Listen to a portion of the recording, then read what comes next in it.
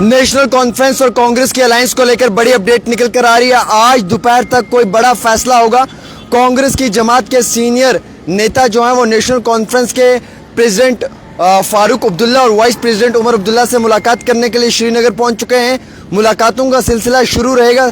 Seat sharing पे face to face बात होगी। और जैसे कि नासिर सोगामी साहब ने अभी कुछ समय पहले मीडिया के रिपोर्टर्स को ये कहा है कि जो कोalition को टूटने की बात की जा रही है वो र्यूमर्स है, आप इस पे विश्वास ना करें। और उन्होंने कहा है कि डॉक्टर फारूक अब्दुल्ला, उमर अब्दुल्ला और कांग्रेस के बड़े लोकल लीडरशिप के जो नेता हैं वो बैठकर फेस टू फेस बात करेंगे। कुछ चीज़ों का क्लियर करना बहुत ज़रूरी है। सीनियर पार्टी के नेताओं में जो है वो केसी वेणुगोपाल जी भी होंगे, सलमान खुर्शीद जी हैं जो एनसी के प्रेसिडेंट डॉक्टर फारूक अब्दुल्ला और वाइस प्रेसिडेंट उमर अब्दुल्ला से श्रीनगर में आज मंडे के रोज़ मिलेंगे और वो सीट शेयरिंग के जो अरेंजमेंट है इसके ऊपर बात करेंगे। हालांकि एनसी के जो सीनियर लीडर हैं नासिर सोगामी साहब, उन्होंने ये भी कहा है कि फारूक अब्दुल्ला उमर अब्दुल्ला ने कहा है कि इसके ऊपर जो वो फेस टू फेस बात करना ज़रूरी है। कुछ चीज़ों पे बैठकर ही बात करने से चीज़ें क्लियर होती हैं और फिर नॉमिनेशंस के लिए भी जो है वो मुकम्मल बातचीत की जाएगी।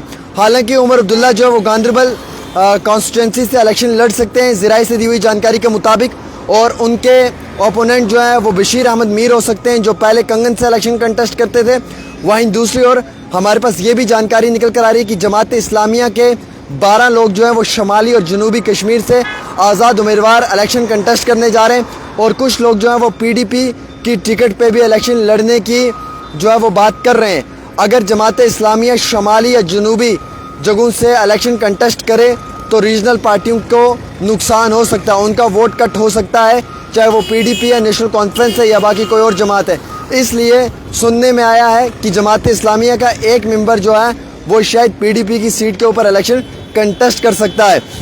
हमारे पास ज़राए से दी हुई जानकारी के मुताबिक ये बताया गया है कि जो कोalition है उसको लेकर जो है वो मीटिंग होगी आज, सोगामी साहब ने कहा है, और इसमें मुलाकातों का सिलसिला जारी रहेगा।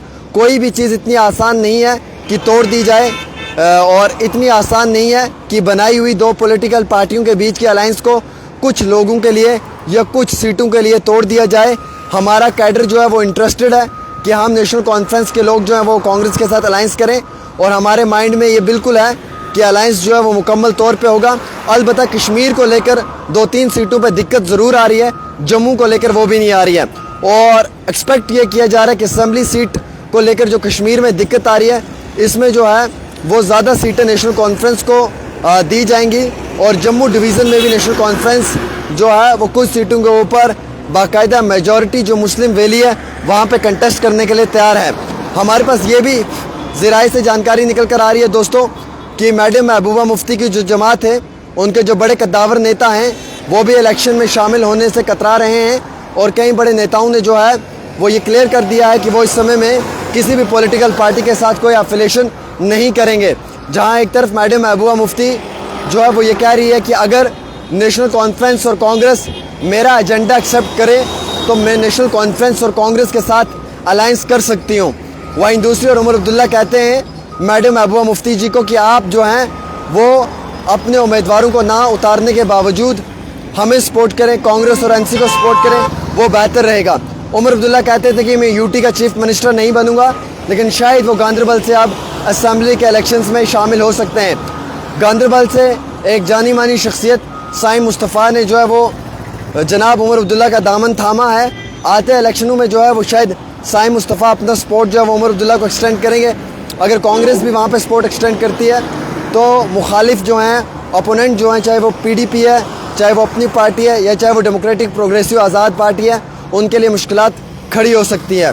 जमात इस्लामिया ने जो है वो लोकसभा के इलेक्शंस में इंजीनियर रशीद को सपोर्ट किया था नॉर्थ में। आज कई सारी जगहों पे जमात इस्लामिया के उम्मीदवार आज़ाद उम्मीदवार की हैसियत से इलेक्शन कंटेस्ट करने जा रहे हैं। अब देखने वाली ये बात होगी कि क्या लोग इन्हें वोट देंगे या नहीं देंगे। लेकिन इस समय की बड़ी खबर, श्रीनगर के अंदर मुलाकातों का सिलसिला शुरू हो चुका है। केसी वेणुगोपाल, सलमान खुर्शीद बात करेंगे सीट अरेंजमेंट्स को लेकर और फेस टू फेस बात होगी।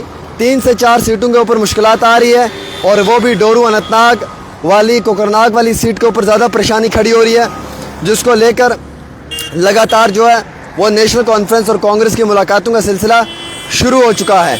और इसी बीचों बीच जो है वो अलायंस के लिए जहां तक बताया जा रहा था व्हाट्सएप जर्नलिस्टों की तरफ से कि जनाब अलायंस टूट सकता है, लेकिन alliance on track.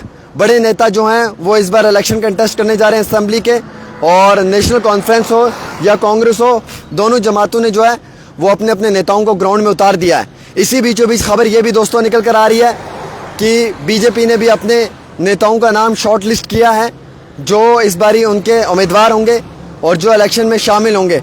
Democratic progressive आज़ाद साहब ने भी बोला है, अब्दुल मजीद वानी साहब डोडा ईस्ट से इलेक्शन कंटेस्ट करेंगे, और वैसे ही जो है वो कई बड़े और नेता जो हैं वो इनके साथ शामिल हैं। मोहम्मद अमीन भट्ट जो हैं वो देवसर से इलेक्शन कंटेस्ट करेंगे आज़ाद साहब की जमात के ऊपर। मोहम्मद यूसुफ तारिगामी साहब जो हैं वो कुलगाम से इलेक्शन कंटेस्ट करेंगे। शाहनवाज चौधरी साहब जो हैं वो सुरनकोट से इलेक्शन कंटेस्ट करेंगे। वकार रसूल बानिहाल अलायंस पे जो है वो बनहाल से इलेक्शन कंटेस्ट करेंगे। और राजौरी और थाना मंडी को लेकर जो है वो ख़ास हम कुछ कह नहीं सकते हैं, क्योंकि यहाँ पे बहुत उथल पुथल नज़र आ रहा है हमें। और वहीं दूसरी ओर पूंछ से एजाज जान आएंगे। और अगर आप धराल देखेंगे तो धराल बुलदल से चौधरी गुफ्तार अहमद हैं, पीडीपी से, एनसी से जावेद इकबाल हैं जो अलायंस के उम्मीदवार होंगे। और अपनी पार्टी का अभी तक तो हमें मालूम नहीं चला कौन सा बड़ा चेहरा है, लेकिन पीडीपी से गुफ्तार हैं, बीजेपी से चौधरी जुल्फ़कार हैं। माफ़ी चाहूँगा। वैसे ही अगर आप देखेंगे तो रामबन से भी कांग्रेस है, इंद्रवाल से भी जो है वो कांग्रेस है, लेकिन नेशनल कॉन्फ्रेंस के उम्मीदवारों ने वहाँ पर जश्न मनाना शुरू कर दिया है।